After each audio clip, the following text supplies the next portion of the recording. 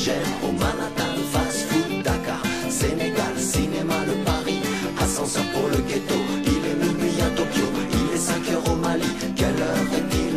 Au paradis, il est minuit à Tokyo, il est 5 heures au Mali, quelle heure est-il? Au paradis.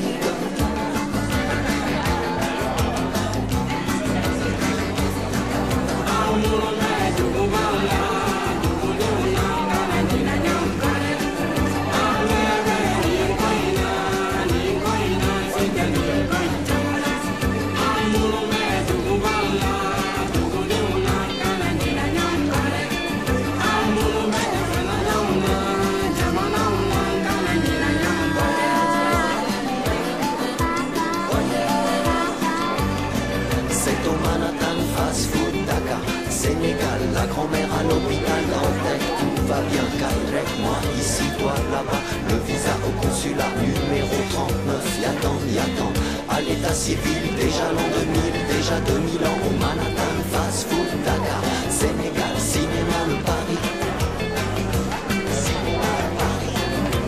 Il est minuit à Tokyo, il est 5 heures au Mali, quelle heure est-il?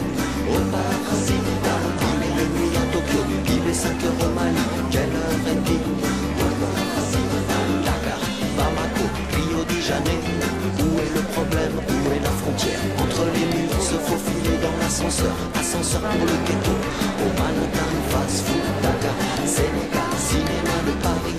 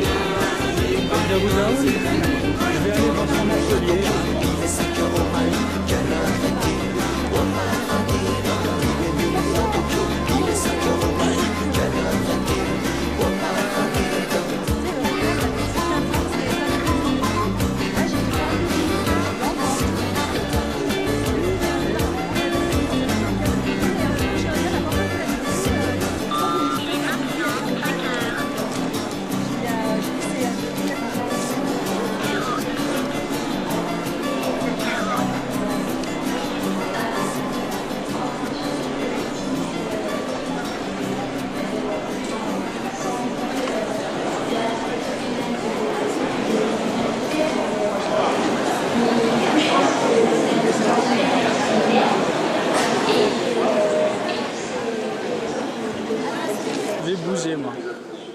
Ça fait faut que je me mette sur le côté pour ne pas gêner les gens.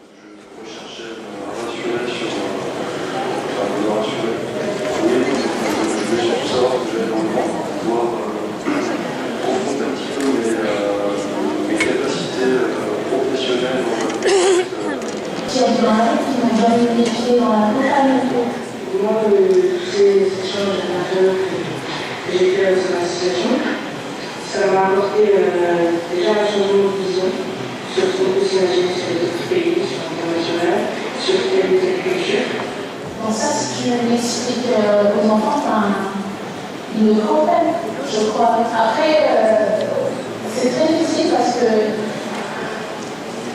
c'est un truc qu'ils ont longtemps intégré. Donc il faut répéter, revenir sur le truc pour vraiment que c'est une sensibilisation continue.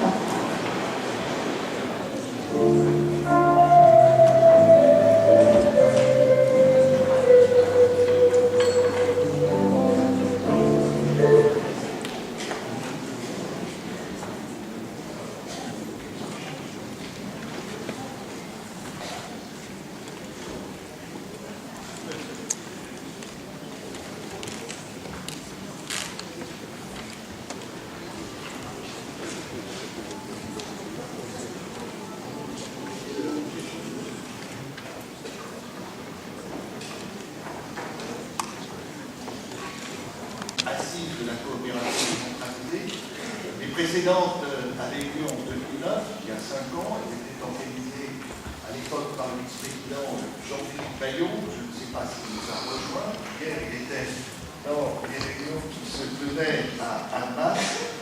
Donc, bienvenue cet hôtel de région pour cette rencontre qui fait suite à celle qui avait lieu hier à Annemasse, qui a été un très beau succès. Un certain nombre d'entre vous étaient présents. Moi-même, je n'ai pas pu m'y rendre parce que j'étais à l'autre bout de la région, d'Ardèche, où nous parlions le fait que la grotte de Loubin, avec aussi la grotte Chauvet, avait été quelques jours auparavant, dimanche dernier, consacré au patrimoine mondial de l'humanité par l'UNESCO. Je peux le dire hier, d'Ardèche, tant à la Belle d'Ormiac que à Vanon-Pont-d'Arc, il y avait une très belle ambiance et une grande fierté pour cette reconnaissance. Donc je veux saluer, il y a beaucoup de présents ici. Alors permettez-moi de distinguer 2 personnes tout particulièrement. D'abord le secrétaire d'État à l'éducation du Paraná, Paolo Schmidt. Voilà, il lève la main là-bas. C'est l'heure du Brésil, donc le Paraná est évidemment fortement présent dans nos coopérations. Et puis le président du conseil régional de Tombouctou, Mohamed Ibrahim, voilà, il est aussi premier vice-président de l'Association internationale des régions francophones, dont je suis la présidente depuis le congrès d'Abidjan il y a un mois. Nous sommes avec Véronique Moreira qui a été en charge de cette organisation et je veux remercier son énergie, celle des services, celle de l'Institut de recherche et débat sur la gouvernance qui a permis d'organiser dans de très bonnes conditions l'ensemble de cette manifestation. Puis également à mes côtés, Véronique Moreira en charge de la coopération solidaire en tant que vice-président et Bernard Soulage qui est en charge des relations internationales et européennes. Il y a aussi des élus régionaux dans la salle, particulièrement Paris-La qui est vice-présidente à la culture. Vous voyez donc l'intérêt que nous portons à nos travaux et je veux remercier, j'espère que je n'en oublierai pas, les délégations qui sont venues du Brésil, de la Côte d'Ivoire, du Burkina Faso, d'Haïti, de Madagascar, du Mali, du Maroc, du Liban, de Palestine, où j'étais la semaine dernière, du Sénégal, du Vietnam, et puis aussi, eux, ils sont venus un peu plus près, de Belgique et de Suisse. Voilà, s'il y en a que j'ai oublié, il faut qu'ils lèvent la main et qu'ils nous disent, en tout cas, vous voyez qu'il y a une représentation très internationale en ce qui concerne cette organisation. Alors, large mobilisation. Hier, je crois plus de 300. Ce matin, dans la journée, 400 personnes qui seront présentes ici à l'hôtel de région. Je crois que cela démontre pour chacun d'entre nous, mais aussi pour la société dans son ensemble, que la construction d'un monde de solidarité, d'un monde de paix, reste une action citoyenne, une action dans laquelle les collectivités locales sont pleinement engagées. Et dans ces périodes, qui sont les périodes de difficultés économiques, de souffrance sociale, j'y vois un formidable signe d'espoir dans votre présence. Vous avez choisi comme thème plus particulièrement les questions d'agriculture, de nutrition et d'agriculture familiale. Il faut rappeler que dans le monde, suivant le rapport de l'Organisation des Nations Unies sur les objectifs du millénaire du développement, certes, 700 millions de personnes sont sorties de l'extrême pauvreté au cours de la décennie précédente, mais il y a encore sur notre planète 1,2 milliard de personnes qui vivent avec moins de 1,25 $ par jour. C'est aussi, suivant les pays, en ce qui concerne l'Afrique subsaharienne, la moitié de la population. Et la pauvreté a augmenté dans l'Afrique subsaharienne, avec bien sûr la démographie, mais aussi les conditions qui existent, à la fois climatiques, les conditions aussi politiques et militaires qui peuvent exister dans ces pays de l'Afrique subsaharienne.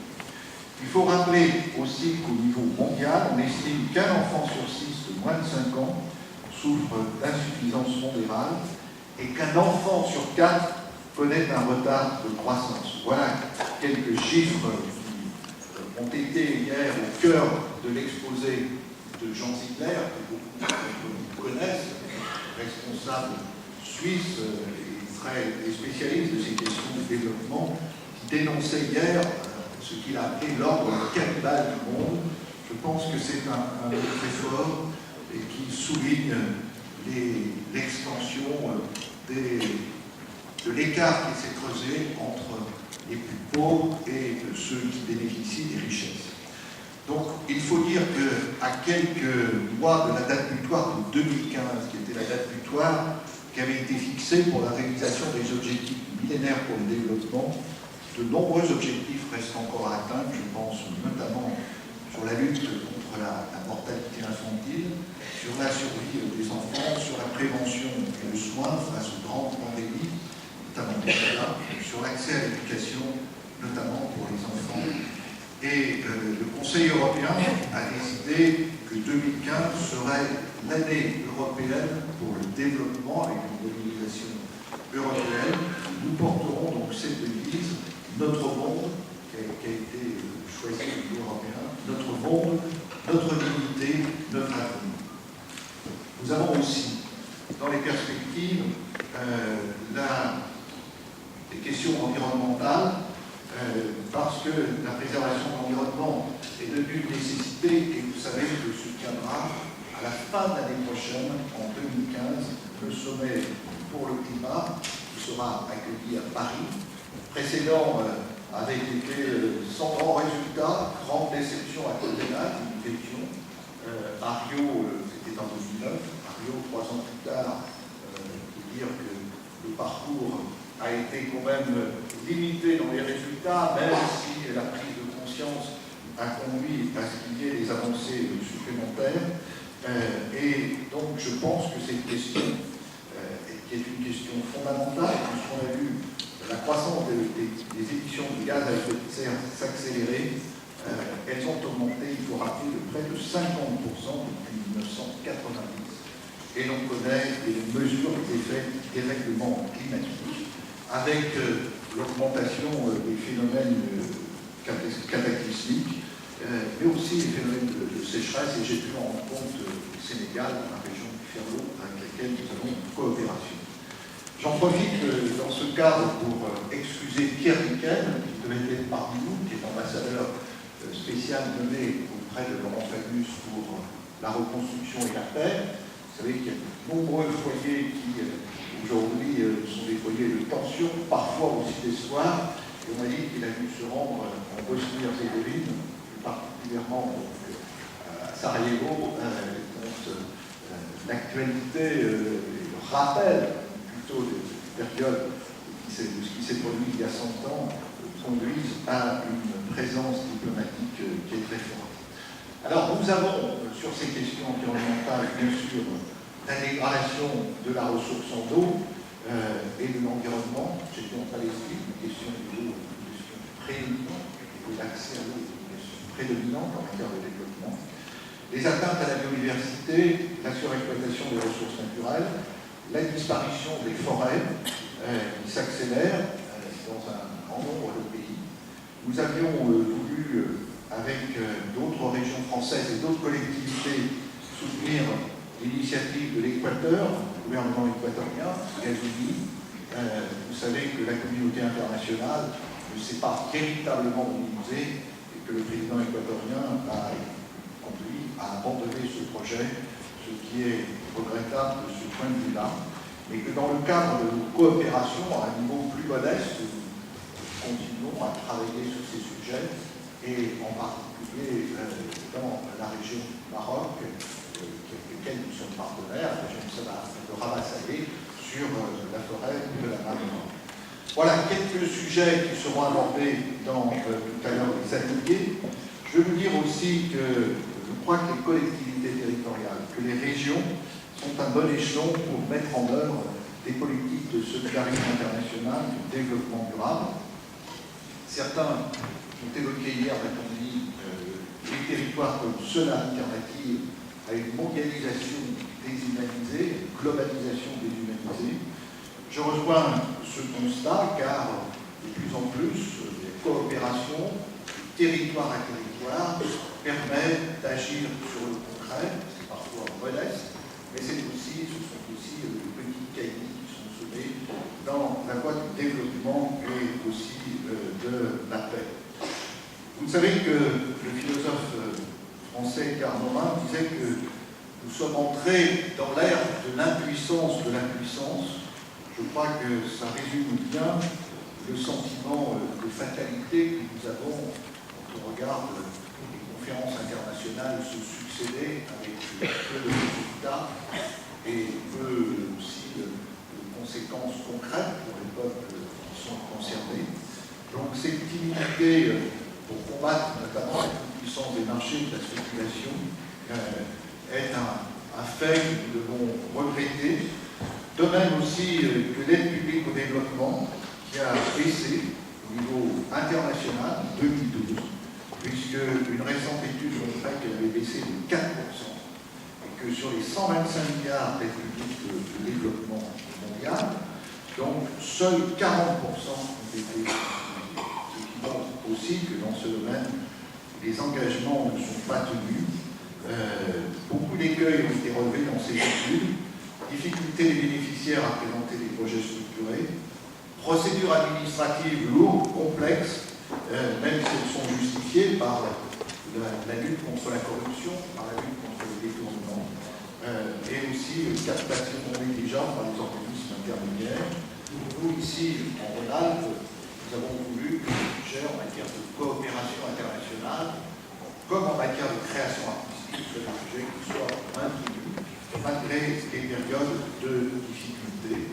Et vous savez que l'aide en matière de coopération représente un peu plus de 9 millions d'euros, ce qui fait 0,4% de notre budget. J'évoquais le rôle des collectivités locales. Je veux rappeler cette déclaration du secrétaire général des Nations Unies, à l'époque en 2005, Kofi Annan, qui disait « Les questions locales et mondiales sont de plus en plus en interaction que jamais. En fin de compte, c'est dans les rues de nos villes que la valeur de ce que nous décidons aux Nations Unies sera mesurée. Si nos objectifs sont mondiaux, c'est au niveau local qu'ils peuvent être le plus efficaces. » Vous savez que le gouvernement français a voté une loi d'orientation et de programmation de la politique de développement et de solidarité internationale qui a été définitivement adopté le 24 juin, il y a 3 jours, ce qui confirme notre attachement aux valeurs de solidarité qui sont au cœur du rayonnement de notre pays. Et dans cette loi, qui n'est pas encore promulguée, il faut attendre quelques jours, l'action extérieure des collectivités territoriales est replacée dans un terme volontairement plus large que la coopération décentralisée, ceci afin de donner une plus grande liberté, mais aussi de sécuriser l'action des collectivités, puisque nous sommes fréquemment victimes de contentieux qui portent sur notre action et qui mettent en cause sur le plan juridique les engagements que nous pouvons prendre au sein d'une assemblée démocratique.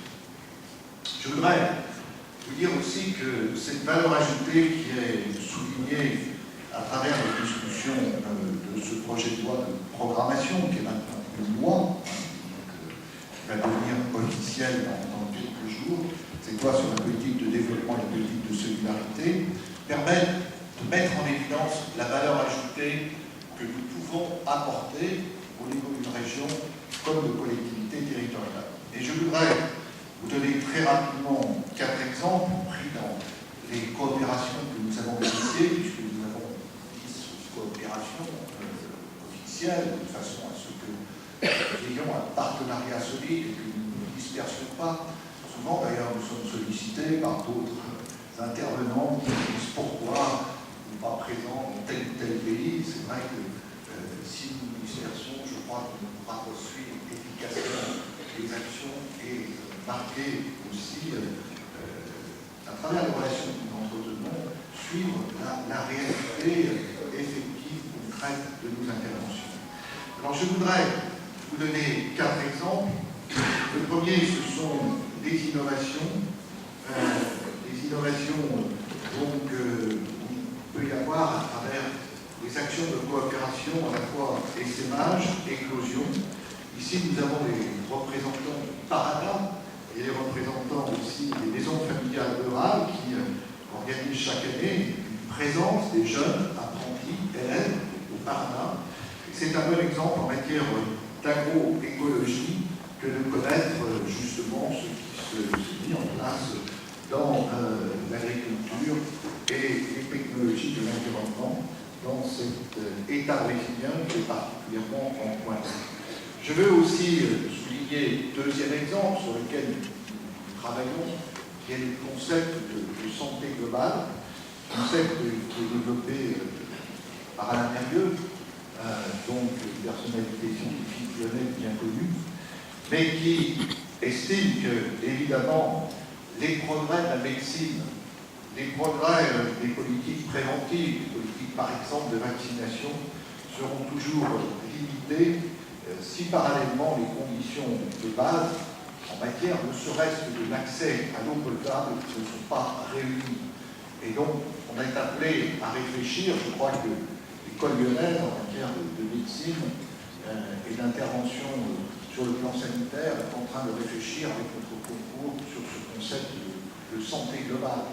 Vacciner les populations, éviter les pandémies, certes c'est important par les voies de la médecine, mais si parallèlement tout autour les conditions de vie quotidienne sont totalement dégradées, lors d'une récente intervention devant l'Institut Mérieux, le représentant de Mérieux à Bamako, l'épidémiologiste, soulignait que parfois il y avait beaucoup de peine à dire vaccinons les enfants et puis les voyons partir et ils vont continuer dans les autres pays. Donc, toute la question est posée d'avoir une approche de santé globale et non plus simplement une approche ponctuelle sur des sujets qui évidemment sont essentiels par rapport aux grandes pandémies du sida ou de la maladie.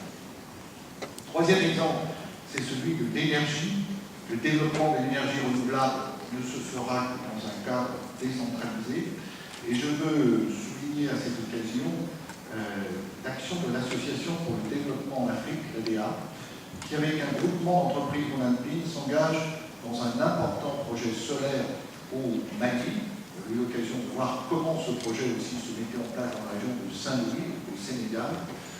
Cette question de l'accès à l'énergie avec des sources de production autonomes est aussi un problème déterminant parce qu'on sait qu'il y a plus d'1 milliard de nos concitoyens du monde qui n'ont pas accès à l'électricité de façon permanente.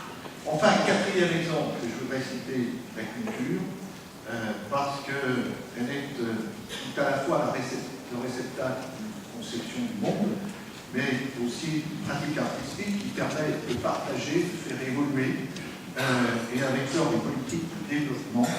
Et nous avons, parmi les actions importantes, contribué au festival Africadoc, avec l'engagement notamment des équipes d'Ardèche Images, parraine Ardèche Images, qui a son siège à Kitas, qui parraine cette opération.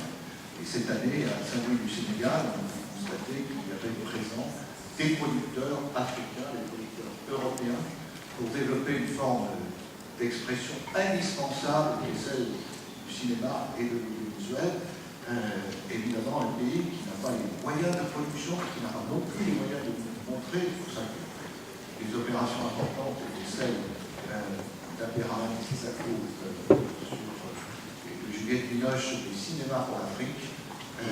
Donc, le fait qu'il n'y ait plus aussi pratiquement plus de possibilités de voir des films et des films produits. D'ailleurs, je pense que nous inviterons, je suis en relation avec Thierry Frémaux, pour voir l'admirable film Abderrahmane Sissako qui était présenté au Festival de Cannes, qui malheureusement, malgré les jurys pour leur liberté, qui malheureusement, malgré tous les avis, je peux dire, très favorables, voire dithyrambiques des critiques, ça allait du Figaro à Libération, n'a pas obtenu le prix, et c'est un film peut-être, je ne sais pas si vous l'avez vu, le président Ibrahim, qui est un film où nous devrions avoir j'espère, l'avant-première à l'automne, à Abderrahmane Sissako, évidemment, ce réalisateur italien qui, justement, met en évidence ce qu'a représenté l'occupation de Tombouctou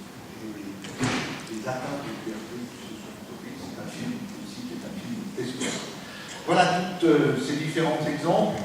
Nous avons lancé, avec l'Association internationale des régions francophones, dans le cadre de la décentralisation, l'initiative de 200 cadres pour la francophonie, parce que je pense que la décentralisation, qui est indispensable pour créer ce terreau démocratique, que la décentralisation ne pourra réussir que si les cadres politiques, administratifs sont formés. Et j'ai demandé que chaque région française, chaque région européenne, francophone, accueille pour des stages de longue durée dans ces services de l'ordre de 5 cadres administratifs, de façon à constituer cette armature qui est indispensable pour une décentralisation réussie. Et voilà quelques exemples. Je pense que vos propositions au cours de cette journée seront aussi pour nous une grande source d'intérêt, et vos témoignages, parce que vous êtes aussi ceux qui agissaient sur le terrain de façon concrète, et c'est cela qui est le plus important. Voilà, bonne journée à tous et à toutes, et merci.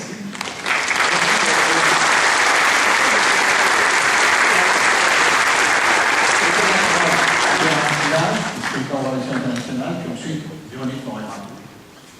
Merci, Monsieur le Président. Bonjour à tous. Nous avons souhaité ce matin nous exprimer tous les trois. Ce sera pour ma part très rapide, mais parce que j'ai en charge ce que l'on appelle l'Europe et les relations internationales. Dans le vocabulaire commun, on appelle ça plutôt les relations nord-nord. Ça n'a pas beaucoup de sens, ça a même perdu beaucoup de sens, mais nous gérons deux portefeuilles, là aussi, comme on dit, avec Véronique, qui sont distincts, mais en même temps qui ont des complémentarités. C'est ce que je voulais vous dire en quelques mots aujourd'hui, parce que je crois, avec les services de la région, avec Véronique, avec le Président, que plus nous les rendrons complémentaires, plus nous serons efficaces au regard des objectifs que nous nous sommes fixés, et qui au fond, nous sommes fixés, ce nous étant avec vous et avec la communauté internationale. Je le dirais sur trois choses. La première, c'est vraiment, et je le dis à tous ceux qui ne connaissent pas forcément exactement ce que nous faisons avec le Québec, avec le Panama, avec la Chine, avec Philadelphie, eh bien, nous sommes partenaires de coopération de plus en plus qui s'appuient, par exemple, avec le Panama, l'Afrique, avec d'autres, ça sera avec Turin, ça sera dans la coopération qui s'appelle, le projet qui s'appelle Rexo, toute une série d'opérations qui sont, on va les appeler triangulaires, qui impliquent des régions coopérant au nord, ça peut être donc avec la Catalogne, avec le Paraná, avec le Piémont, mais aussi des régions qui s'inscrivent plutôt dans la coopération que porte Véronique Moreira et sa délégation qu'on appelle plus classiquement la coopération solidaire. Et nous devons renforcer ça. Et ayant un mandat européen au comité des régions d'Europe, je mesure à chaque fois combien l'Europe nous demande ça. Et elle a raison. L'Europe a raison de dire les financements pour des projets de coopération avec dite Nord-Sud doivent s'inscrire aussi dans un partenariat entre les régions du Nord elles-mêmes, dans les domaines où elles sont présentes et dans les lieux où elles sont présentes. D'autant plus que c'est souvent sur des questions, et nous en parlions à l'instant avec le vice-président, le secrétaire Schmitt, sur des questions comme l'éducation, la formation permanente, sur lesquelles nos régions ont des compétences importantes.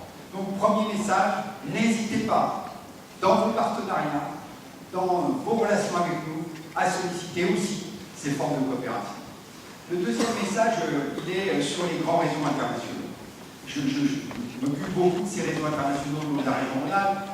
C'est citer des gouvernements locaux unis que beaucoup d'entre vous connaissent, des réseaux plus spécialisés comme l'UTI sur le changement climatique, et puis tous les grands réseaux français, c'était Unifrance, le CCRE, etc., qui sont très souvent des réseaux avec lesquels vous travaillez, ces grands réseaux de collectivités. Nous devons, avec vous, avec les collectivités du Sud, avec tous les partenaires, renforcer l'action de ces réseaux. Nous le devons pourquoi? pour deux raisons que vient d'évoquer Jean-Jacques Carat. La première, c'est qu'il faut démontrer aux États et à la famille, qu'on appelle la famille onusienne, qu'il y a d'autres partenaires que les États et les grands organismes internationaux pour réaliser les objectifs mondiaux du développement, les fameux OND, le post-2015 en jargon, et puis les COP 21. Qu'il y a sur le terrain des collectivités, des associations, des acteurs privés et publics qui sont indispensables pour réaliser ces objectifs. Et nous allons porter cela dans tous les débats, et notamment, bien sûr, Jean-Jacques Carat nous faisait allusion, dans le débat qu'il y aura en France, très important, sur cette fameuse COP 21 de Paris, qui sera, je vous le rappelle, décisive. S'il n'y a pas d'accord à Paris, et l'état de Lima sera essentiel, s'il n'y a pas d'accord à Paris, il n'y aura plus de protocole gérant les relations sur ces grandes questions des gaz à effet de serre et de la protection de la biodiversité. Donc c'est très important, et ce message, nous devons, je crois, le porter ensemble, parce que nous avons ces réalisations. Parce que tous ensemble, nous faisons cela modestement, parfois difficilement, mais nous le faisons. Et puis enfin, le troisième message, il est, je crois, fondamental pour moi, en tant que vice-président d'une collectivité, pour nous tous, pour nous trois, pour tous ceux les élus qui sont là. Et je salue au passage Gérard Péry-Saint-Faber, le président de la Commission Europe et Relations Internationales, qui nous a rejoint et qui est celui qui dirige les travaux législatifs de cette Assemblée sur ces questions. Ce troisième message, il est « Nous avons besoin de vous ». Je sais qu'il y a entre nous souvent des débats, parfois vifs, des points de vue différents sur des sujets majeurs, comme celui de la mondialisation, de son rôle. Il peut y avoir des débats, il peut y avoir des différentes approches. Mais nous avons toujours besoin de gens qui disent, quels que soient nos désaccords, quelles que soient nos différences, ce que nous portons ensemble, c'est la volonté que le développement de la planète se fasse de façon durable et équitable. Et si nous le disons seuls, nous responsables politiques, pris dans nos difficultés, dans nos contraintes, nous disons, nous essayons, les États le font, les collectivités l'essayent, mais ça ne suffit pas. Moi, j'ai personnellement toujours participé, tant que je le pouvais, aux côté de quelqu'un que vous avez entendu hier, Patrick Vivray, qui est mon ami depuis toujours, à tous les forums sociaux, à toutes les discussions. Non pas parce que j'y retrouve toutes les propositions que nous pouvons faire, bien évidemment, nous avons des débats avec quelqu'un que beaucoup d'entre vous connaissent, qui est Chico Whittaker, qui avait fondé tout cela à Porto Alegre. Nous ne partageons pas toujours les mêmes analyses, mais nous avons une conviction. La société civile, les organismes de type ONG, les collectivités, les responsables politiques doivent parler, doivent se parler et doivent montrer qu'au-delà de leurs différences légitimes, elles portent les mêmes aspirations et qu'elles sont exigeantes par rapport à nos États et à la famille onusienne et à toutes les grandes institutions. Et donc, cette réunion qu'a voulu Véronique, elle est une étape importante dans ce dialogue. Elle n'est pas la seule, nous nous retrouvons dans d'autres lieux, mais je la souhaite très utile et vous souhaite évidemment une belle journée. N'oubliez pas, nous sommes à votre disposition, elle, moi, le président, tous les membres de l'exécutif, pour ensemble essayer de faire avancer un tout petit peu les choses sur ce vaste domaine de la coopération ou du développement. Merci.